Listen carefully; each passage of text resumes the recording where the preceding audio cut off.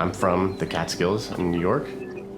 The trout season was closed November 30th, and around that time, it's already cold, you know, there's snow on the ground, so the fishing can get a little tough. You know, it's a lot of time spent behind a vise up in New York in the winter. I definitely was looking to experience something else. It's kind of hard not to pay attention to Daniel's Instagram feed when you're seeing some of these ridiculously large rainbow trout. Figured it might be a good time to come down and experience what Georgia has to offer.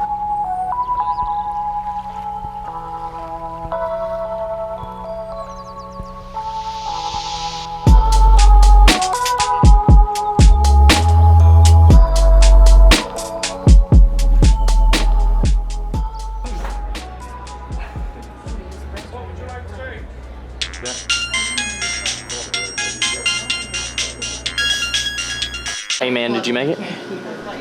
I'll be right out. Let's go catch some trout.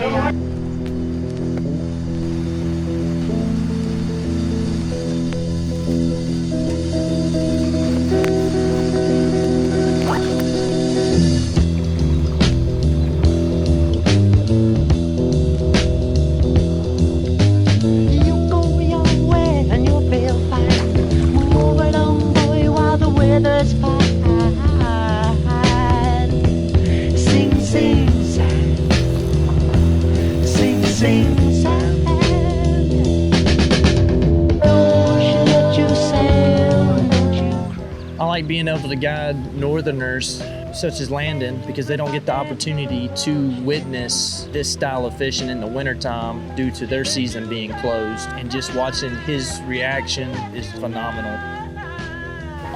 Daniel, I just got a big one. And he's like, oh, that's pretty average for down here. And meanwhile, it's taken me 5 minutes just to get him to the net.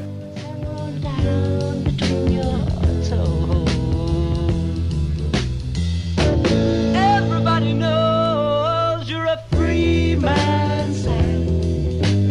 Free man, Sam, yeah.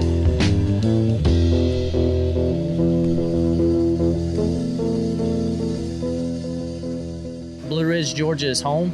It's one of the best places in the Southeast to trout fish. The folks in Blue Ridge will most definitely give you a warm welcome. There's no place like this. Everyone is kind. I think what keeps people coming back is the small town feel. It's a small town in the mountains, right at the beginning of the Appalachian Trail. The Appalachian Trail and the Benton McKay Trail. There's a lot of southern hospitality, and I know people talk about that, and it's a little cliche, but it is true. It's a place where people actually gather and make friends. Everybody looks out for one another and everybody knows one another. A decade ago, you wouldn't have recognized Blue Ridge. We have over probably 500,000 tourists that come into the city that we never had before. The downtown offers such an attraction now. A lot of shops downtown, a lot of things to do. A lot of culture here. A lot of festivals. There's the Trout Festival. Every day of the week there's something positive happening for the better enrichment of all, absolutely. Lots of different things to do other than fly fishing, from hiking, camping, horseback riding, mountain biking, hiking. Hiking, mountain biking, fly fishing. Whitewater rafting. Fly fishing is a pretty popular sport, and there's some really, this is the capital of fly fishing in Georgia. You know, I try to get people off of Main Street when they come down here. Like, if you've been here on Main Street one day, there's a million things to do out there. Go fish.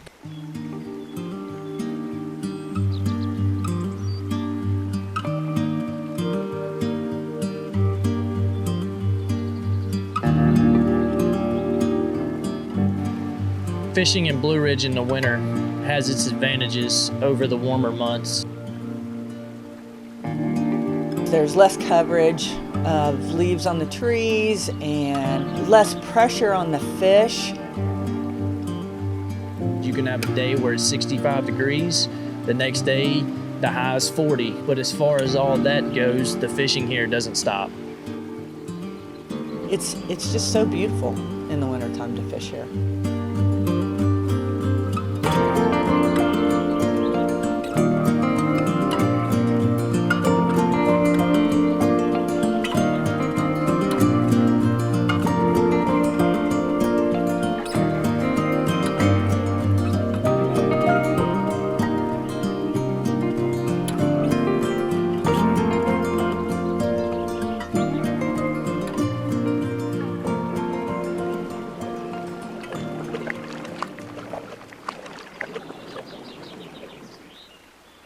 There's really, really good trout fishing in the South. It's definitely something I'm gonna spread the word of because, I mean, with all of us up in New York, especially when the season's closed, I mean, this is like a paradise to come down to and fish.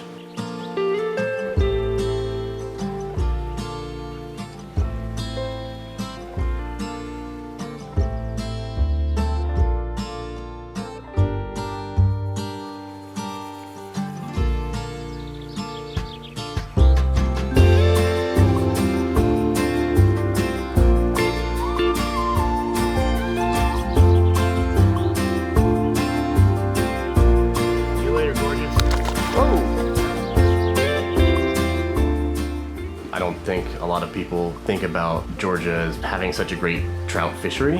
When people think fly fishing, Georgia is the most overlooked place. It's almost like driving down the interstate and missing your exit. People fly right past it.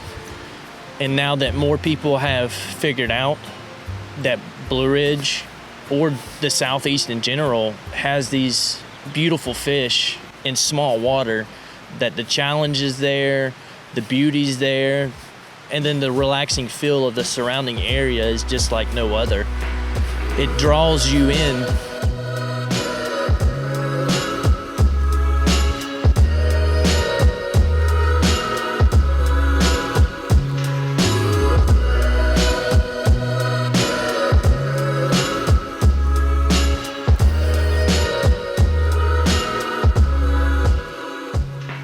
You wouldn't expect to find these fish of this quality and size in such small water.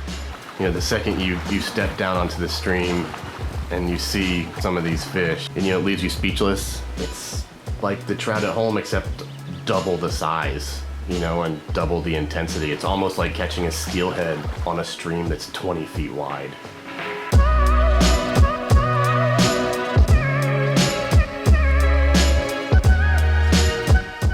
It was a lot of fun putting some of those big 24-inch rainbows on a 10-foot 3-weight. The adrenaline rush that you get from one of these monster rainbows, when you set the hook on these fish, it's full pedal. They don't stop.